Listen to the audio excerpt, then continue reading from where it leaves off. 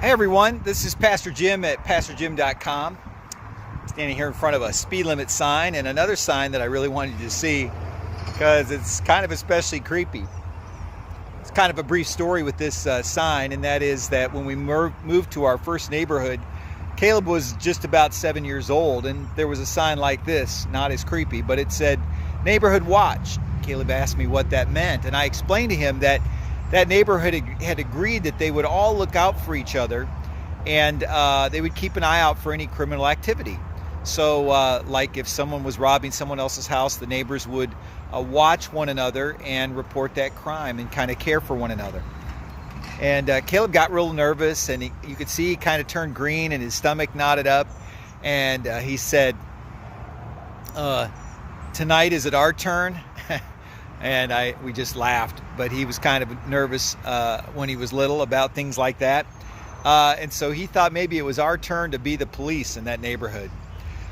Galatians 6:2 says, "Bear ye one another's burdens, and so fulfill the law of Christ." And there's a principle in Scripture about watching out for one another, bearing one another's burdens. So many principles in Scripture about one another, but we're not supposed to do life alone.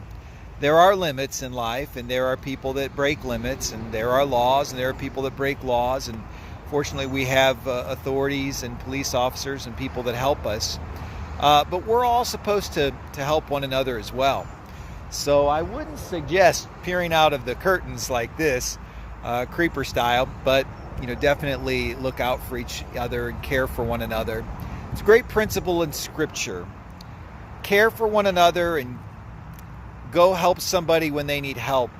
Look out for someone when they need your help. Watch out for them.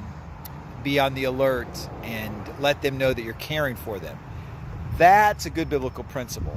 Even when someone's exceeding the speed limit, let them know. Tap them on the shoulder. Remind them in a gentle, loving way. Don't be a creeper. This is Pastor Jim at PastorJim.com.